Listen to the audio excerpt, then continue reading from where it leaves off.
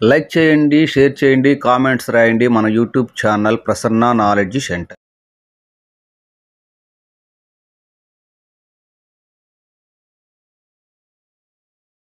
సుధాకర్ గారు ప్రిన్సిపల్, ప్రభుత్వ డిగ్రీ కళాశాల రాష్ట్రం.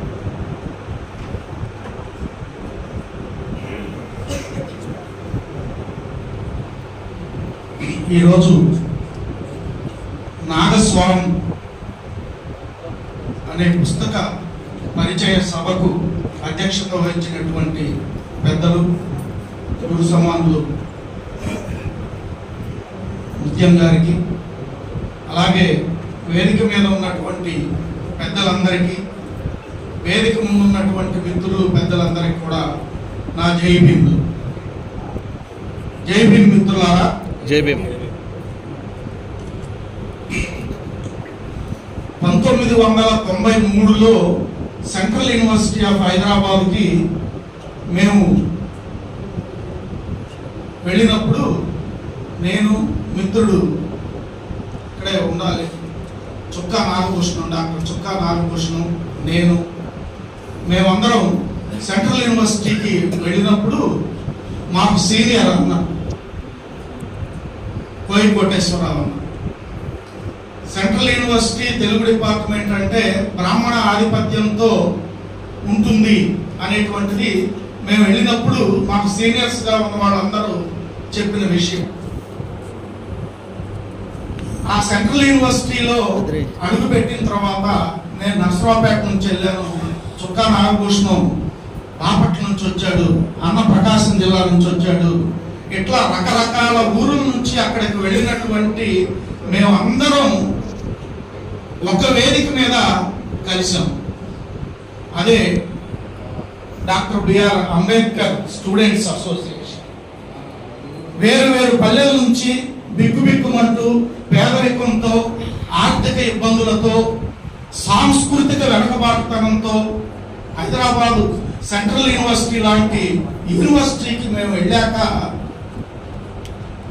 ఏమి అర్థం కాదు. అక్కడ ఉన్నటువంటి ఆ కల్చర్, ఇది అనుకోగలమా అని చెప్పేసి అనుకుంటున్న తరుణంలో మాకు మేము కూడగట్టుకొని అందరం మాకంటే పెద్దలుగా, సీనియర్స్గా ఎవరున్నారు అనేటువంటిది చూసి మేము ఎవరెవరు మన పిల్లలు వచ్చారు, ఏ ఏ ఊర్ల నుంచి వచ్చారు, ఏ ఏ పల్లెల నుంచి వచ్చారు అని చెప్పి వాళ్ళందరినీ కూడగడుతూ వీళ్ళు అట్లా ఒక ఏకమై ఒక రాత్రి పూట అన్నం తిన్న తర్వాత ఎల్హెచ్సి అని ఉంటుంది, లెక్చరర్ హాల్, కానీ దాన్ని ఇప్పుడు అంబేద్కర్ లెక్చర్ హాల్ అని చెప్పేసి దాని పేరు మార్చాము. ఆ అంబేద్కర్ లెక్చర్ హాల్ ఆవరణలో కూర్చొని అంబేద్కర్ స్టూడెంట్స్ అసోసియేషన్ అనేటువంటి ఒక అసోసియేషన్ ని స్థాపించి, ఆ అసోసియేషన్ కింద ఎక్కడెక్కడి నుంచి అయితే పల్లెల నుంచి దళిత బిడ్డలు వచ్చారో వాళ్ళందరూ ఇందులో ఉండాలి అని చెప్పి ఒక నిర్ణయం తీసుకొని అట్లా ఏకమైనటువంటి వాళ్ళం మేమందరం. ప్రకాశం జిల్లా నుంచి పేదరికంతో వచ్చినటువంటి వాడు కోటేశ్వరరావు అన్న. కానీ అక్కడికి మేము వెళ్ళేసరికి ఆయన పిహెచ్డిలో ఉన్నాడు. ప్రకాశం జిల్లా నుంచి పేదరికంలో వచ్చినటువంటి ఒక వ్యక్తి పిహెచ్డి చేసేటువంటి ఆ స్థాయికి అక్కడికి వెళ్ళాడు అంటే మాకు కొంత ధైర్యం. ఇంకా రాయలసీమ నుంచి వచ్చాడు ఇంకొక ఆయన, ఈయన మిత్రుడు నాగప్ప గారి సుందరరాజు, ఆయన అప్పటికి పిహెచ్డి చేరున్నాడు. ఈ దళిత పల్లెల నుంచి వచ్చినటువంటి వాళ్ళందరికీ ఒక ఆసరా ఏంటంటే వీళ్ళు అద్భుతంగా చదువుకొని మాకు ముందున్నటువంటి వాళ్ళు జేఆర్ఎఫ్ అనేటువంటి ఒక స్కాలర్షిప్ను సాధించారు. జేఆర్ఎఫ్ అనేటువంటి ఆ స్కాలర్షిప్ నెలకి వీళ్ళకి 25,000, 20,000 చేతికి వస్తూ ఉంటే వాళ్ళ చదువులకి, వాళ్ళ పోషణకే కాక ఇంటికి కూడా పంపించి ఇంటిని ఆదుకునేటువంటి ఒక బాధ్యత ఆ టైం నుంచే తీసుకున్నటువంటి వాళ్ళు కోటేశ్వరరావు అన్నాడు. ఇలా ఉన్న సమయంలో చిక్కలవుతున్న పాట, లక్ష్మీ నరసయ్య గారు ఇక్కడే ఉన్నాడు. దళిత సాహిత్య కారులందరికీ, దళిత కవులందరికీ కూడా గురుతుల్యుడు. లక్ష్మీ నరసయ్య గారు చిక్కనవుతున్న పాట అనేటువంటి కవితా సంకలనం తీసుకురావటం, ఆ కవితా సంకలనం తీసుకురావటం మొత్తం ఆంధ్రప్రదేశ్ ఉమ్మడి ఆంధ్ర రాష్ట్రంలో ఉన్నటువంటి కవులు అందరికీ ఒక చైతన్యాన్ని ఇవ్వడం, ఆ చైతన్యం సెంట్రల్ యూనివర్సిటీలో పనిచేస్తున్నటువంటి మా అందరి మీద పడటం. నిజమే, మనం ఒక కాంట్రిబ్యూషన్ బయట ఉన్నటువంటి ప్రపంచానికి కూడా ఇవ్వాలి అని చెప్పి అనుకొని అంబేద్కర్ స్టూడెంట్స్ అసోసియేషన్ ద్వారా మనం కూడా ఒక కవితా సంకలనం తీసుకురావాలి అని మేమందరం మాట్లాడుకున్నాం.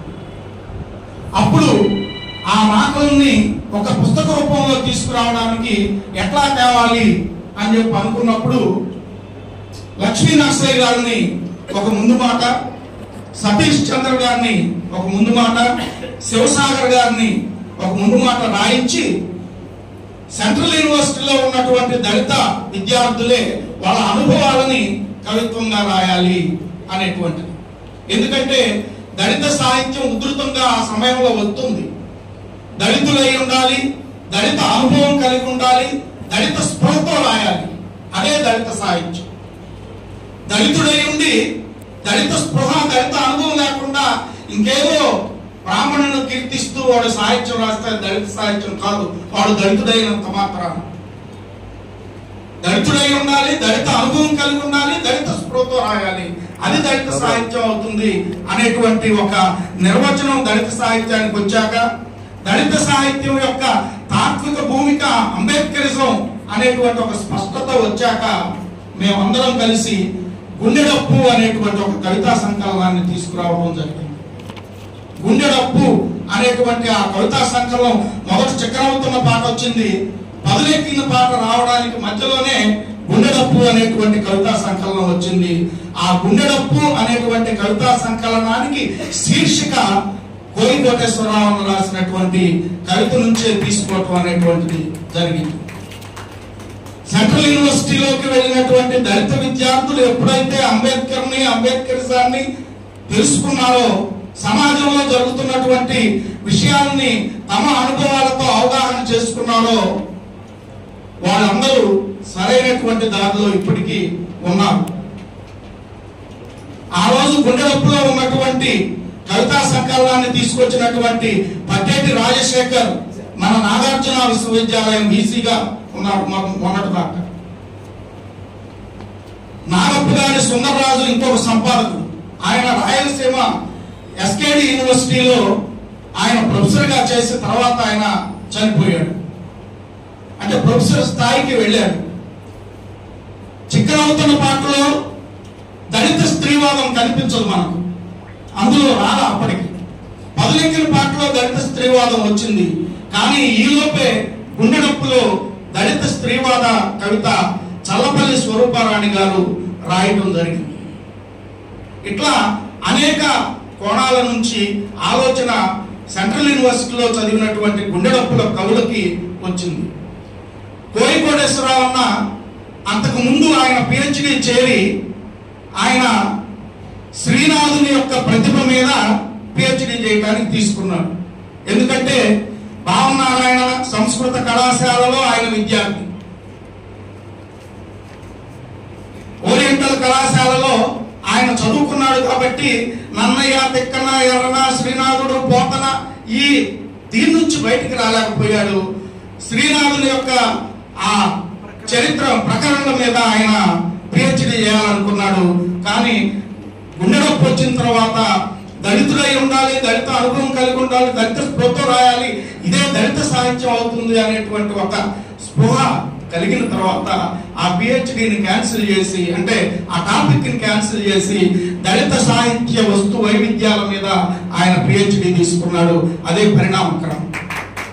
కోయి కోటేశ్వరరావు అన్న సంస్కృతపు మూలాలను పక్కకు దాన్ని నేను దళిత బిడ్డను, దళిత తత్వాన్ని నేను చెప్పాల్సిన అవసరం ఉంది అని చెప్పి సెంట్రల్ యూనివర్సిటీలో ఆయన దళిత సాహిత్యాన్ని మొదటగా తీసుకున్నాడు.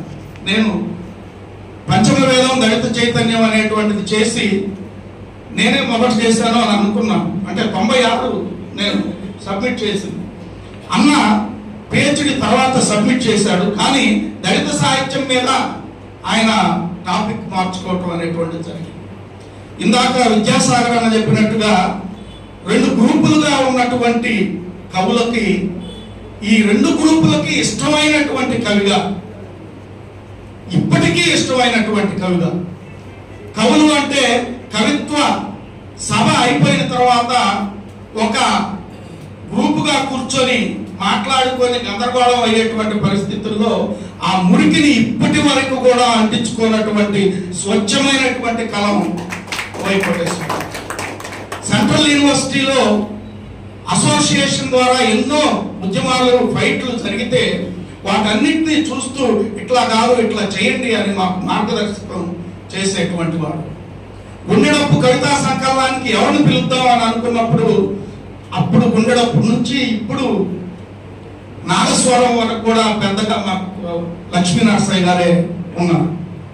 శివసాగర్ గారిని అధ్యక్షతగా పెట్టి వజ్ర తారకం గారిని, సతీష్ చంద్ర గారిని మనం పిలవాలి లక్ష్మీ నరసయ్య గారిని అని ఆయన చెప్పినప్పుడు మేము అక్కడికి అందరిని పిలిచాం. శివసాగర్ గారు ఏదో పనుండి కొంచెం సేపు ఉండి వెళ్ళిపోయారు. ఆ తర్వాత ఆ బాధ్యతని లక్ష్మీ నరసయ్య గారి మీదే పెట్టాడు. లక్ష్మీ నరసయ్య గారు గుండెడప్పు కవితా సంకలనానికి ముందు మాట రాయటమే కాకుండా ఆ పుస్తక ఆవిష్కరణ సభలో అధ్యక్షత వహించేటట్టు ఆయన ఆ రోజు చేశాడు. దానికి కారకుడు కోయికోటేశ్వరరావు. అంటే అప్పటి నుంచి కూడా ఎవరిని పిలవాలి, ఎట్లా ప్రోగ్రాం చేయాలి, ఏమి ఉపన్యాసాలు ఉండాలి అనేటువంటిది అంతా చూస్తూ ఎక్కడా గొడవలకు పోకుండా, గొడవలు ఏమైనా జరుగుతాయి అని అనుకున్నప్పుడు వాటి నుంచి పక్కకి తప్పించేటువంటి పని అన్న చేసేటువంటి వాడు. సెంట్రల్ యూనివర్సిటీలో ఈయనతో పాటు చదువుకున్నటువంటి ఈయన మిత్రులు అందరూ ఉన్నారు. ఒక 30 మంది స్టూడెంట్స్ ఉంటే ఒక క్లాసులో, అందులో 15 మంది దళితులు ఉంటే ఆ 15 మంది దళితుల్లో 2 మొనగాళ్ళు, సమాజాన్ని అర్థం చేసుకొని కవిత్వం రాసిన వాడు. ఒకళ్ళు కోయికోటేశ్వరరావు, ఒకళ్ళు నాగప్ప గారి సుందరరావు. మిగతా వాళ్ళందరూ ఇప్పుడు వాళ్ళ కుటుంబాలను బాగుపరుచుకొని అంతస్తులు కట్టుకొని కారుల్లో తిరుగుతున్నారు. కానీ ఏ మూలాల నుంచి మనం వచ్చామో ఆ మూలాలని గుర్తుపెట్టుకోవాలి అనేటువంటి స్పృహ లేకుండా బతుకుతున్నారు.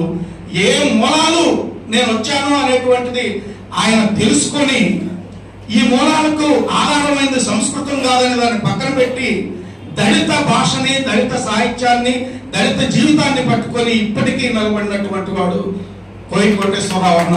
అందుకు ఆయన మనం అందరం అభినందించాలి. ఇక్కడ ఇంతమందిని వచ్చాము అంటే కోయికోటేశ్వరరావు గారి మీద ఉన్నటువంటి అభిమానం.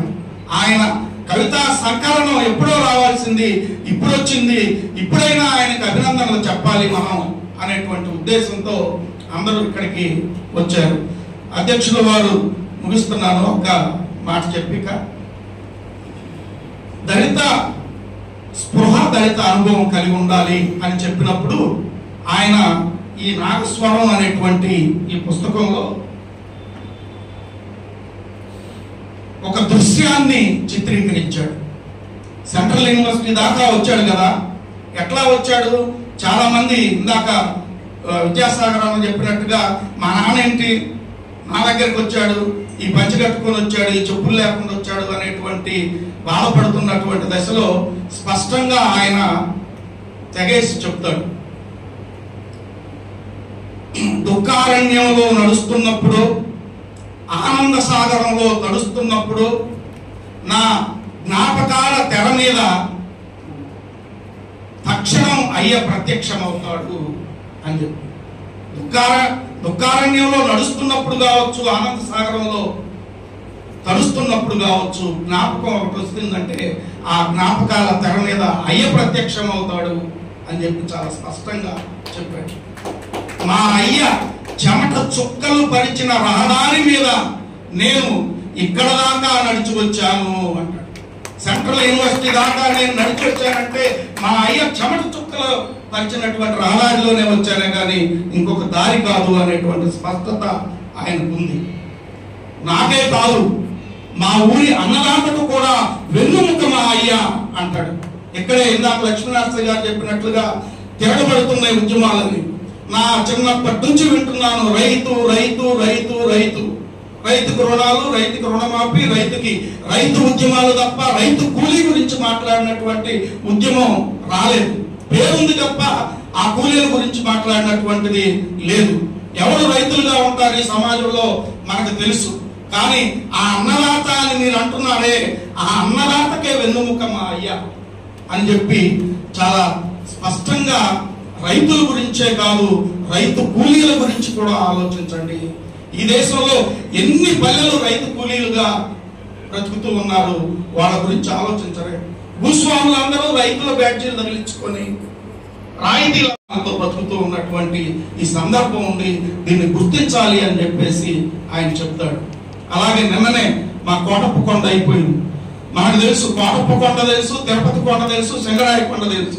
ఏడుపు కొండ అని గుర్తించాడు. కానీ ఏడుపు కొండ, ఆ తల్లి ఏడుపు కొండ, అక్షరాలు మోయలేని ఏడుపు కొండ కన్నుల కొమ్మలకు ఏలాడుతుంది. దళిత పల్లెల్లో ఉన్నటువంటి ఆ పదాలను పట్టుకో, తల్లి దినచర్యని చెప్పడం, ఆకలితో మండుతున్న అమ్మ గుండెల పుండు మీద మగవాళ్ళ పోరంబోకుతనం గొడ్డు కాలం చల్లుతుంది. పోరంబోకుతనం అనేటువంటి పదం పల్లెల్లో వింటుంటే వస్తుంది. గుండె పుండు పైన మగవాళ్ళ ఆ పోరంబోకుతనం గొడ్డు కారం చల్లుతుంది. గొడ్డు కారం ఇందాక రోకల బండ కింద చితికిన దోసబద్దలా రోధిస్తుంది అన్నారు కదా. ఆ రోకల బండ కింద దంచేటువంటి అప్పుడప్పుడు కూలికి వెళుతూ, అప్పుడప్పుడు కలుపులకు వెళుతూ, అప్పుడప్పుడు కోతలకు వెళుతూ గబగబా పచ్చి దోసకాయలు కోసి అందులో 2 పచ్చిమిరపకాయలు వేసి రోకలతో దంచుకొని గబక్కన ఆ గిన్నెలో వేసుకొని వెళ్ళిపోవటం, ఆ దృశ్యాన్ని చాలా స్పష్టంగా చిత్రించాడు. దళిత అనుభవం. పడమటింట్లో మంచం పై నిద్రపోతున్న సూరిగాడి పై చెంబుడు కళ్ళాపు చల్లి అమ్మ మా పూరి గుడిసె ముందు అమ్మ పొద్దుటెండను పారబోస్తుంది అంటాడు. అసలు ఇల్లు ఊడ్చి, వాకిలు ఊడ్చి కళ్ళాపు చల్లేటువంటి ఆ ఇది సూర్యుడు రాకముందే అమ్మ చేసినటువంటి దాన్ని పడమటింటి మంచం మీద పడుకున్న సూర్యుడిపై చెంబుడు కళ్ళాపు చల్లి మా పూరి గుడిసె ముందు అమ్మ పొద్దుటెండను పారబోస్తుంది. ఎవరు రాయగలరు? ఆ దళిత అనుభవం ఉన్నటువంటి వాడు, ఆ పల్లెలో ఉంచి వచ్చినటువంటి వాడు అది రాయగలరు. అంతేనా? ఆ దృశ్యాన్ని ఎంగిలి తపాళ్లను తలుపుటద్దాలు చేసి, ప్రతి తల్లి పల్లెల్లో చేసేటువంటిది ఎంగిలి తపాళ్లను తలుపుటద్దాలు చేసి, మురికి గుట్టలపై కొండమల్లెలు పూయించి, నిప్పుల కుంపటిలో మండుతూ బొగ్గై మండుతున్న అమ్మ అస్తమానం బియ్యపు మరలా ఆడుతూనే ఉంటుంది. బియ్యపు మరలా ఆడుతూ ఉండడం. స్త్రీవాదులు రాశారు, గడియారపు గోడములతో నేను పనిచేస్తూ ఉంటాను అని చెప్పి. మనకు గడియారపు ముళ్ళు తెలియదు కాబట్టి బియ్యపు మర ఆడిస్తూ ఉన్నటువంటి ఆ మరలాగా ఆడుతూ ఉంటుంది అమ్మ. అంతేకాదు, కాళ్ళలో ముళ్ళు, కడుపులో కత్తి. కాళ్ళ కింద ముళ్ళు, కడుపులో కత్తి, రెండు కూడబలుకొని ఒకసారే పొడుచుకొచ్చిన అమ్మ పెదవులపై చిరునవ్వు పత్తి పూలని పరిమళిస్తాయి. ఎంత అద్భుతమైనటువంటి దృశ్యం! కాలి కింద ముళ్ళు, కడుపులో కత్తి, ఈ రెండు గోడబలుకొని ఒకేసారి పొడిచినా కూడా ఆ చిరునవ్వు చెదరకపోవటం అనేటువంటిది దళిత స్త్రీ యొక్క శ్రమ సౌందర్యంలోనే ఉంది అనేటువంటి ఒక దృశ్యాన్ని అన్న చూపించాడు. అంతే. చివరిగా ఒక వ్యక్తి గురించి చెప్పుకొని, ఎందుకంటే ఎండ్లూరి వర్తమానంలా, మద్దూరి వెలివాడలా, తెరేష్ బాబు అల్పపీడనంలా, నాగప్ప గారి సుందర్రాజు నాదిక చైతన్యంలా ఈరోజు నాద స్వరం పోయి కోటేశ్వరరావు. అందుకని మనం అది చెప్పుకోవాలి.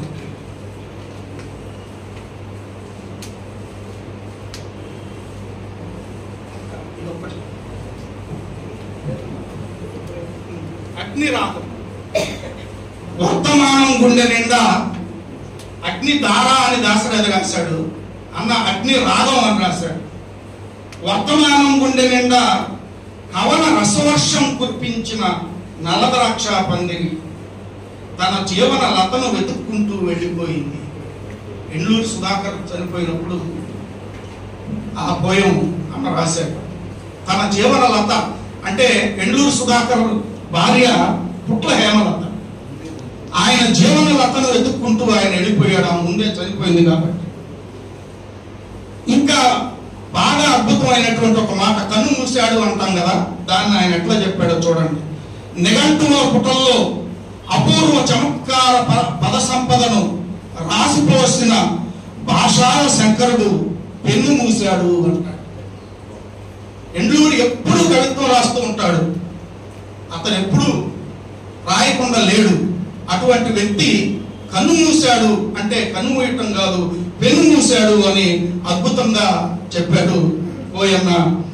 ఆయనకి ఈ సందర్భంగా హృదయపూర్వక ధన్యవాదాలు తెలియజేస్తూ, నాగస్వరం ఈ నాగజాతి భూపతి నారాయణమూర్తి దళితుల అసలు జాతి నాగజాతి అనేటువంటి ఒక బుక్ రాశాడు. దళితుల అసలు జాతి నాగజాతి అనేటువంటి ఆ పుస్తకంలో ఆయన చాలా స్పష్టంగా నాగులు ఈ దేశ మూలవాసులు అని చెప్పాడు. ఆ విషయాన్ని మళ్ళొకసారి ఆయన గుర్తు చేస్తున్నాడు. ఈ దేశంలో హక్కుల గొంతులకు ఎప్పుడు ఆటంకం ఏర్పడుతుందో ఆ రోజు అంబేద్కరిజం పునరుజ్జీవింపబడుతుంది. అట్లాగే ఈ రోజున రాజ్యాధికారం అనేటువంటి నినాదం మళ్ళీ ఇంకొకసారి పునరుజ్జీవింపబడాలి అని చెప్పేసి దానికి ఈ నాగస్వరపు పరిచయ సభ వేదిక కావాలని చెప్పి కోరుకుంటూ మిత్రులందరికీ ధన్యవాదాలు తెలియజేస్తూ ముగిస్తున్నాను. జై హింద్ మిత్రులారా. Thank you doctor Kakani Sudhakar గారు. మాది గురుకులం, లెక్చరర్స్కి గంట కొట్టిన దాకా మాట్లాడటం అలవాటు, మధ్యలో ఎవరు ఆపలేరు. కాబట్టి వారి ఇరువురి మధ్య ఉన్నటువంటి సాన్నిహిత్యాన్ని, కోయికోటేశ్వరరావు గారి యొక్క సాహిత్యాన్ని చక్కగా వివరించినటువంటి కాకాని సుధాకర్ గారికి ప్రత్యేకమైన వందనాలు తెలియజేస్తూ చివరగా మరి కొద్ది నిమిషాలు